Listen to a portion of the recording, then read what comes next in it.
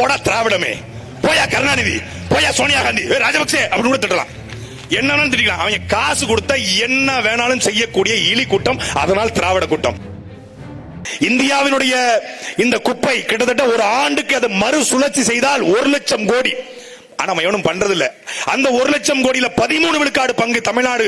இந்தியாவினுடைய மொத்த குப்பையில 13 விழுக்காடு தமிழ்நாடு கான்ட்ரிபியூட் பண்ணுது. இதை மறுசுழற்சி பண்ணினால் கூட வருகிற 1,00,000 கோடியில குறைந்தபட்சம் 13,000 கோடி தமிழ்நாடு கிடைக்கும். அதை வைத்துக் கொண்டாது நீ வந்து செய்யலாம். அதை பத்தி நாங்க கவலைப்பட மாட்டோம். நோ, எங்களுக்கு தேவை கமிஷன்.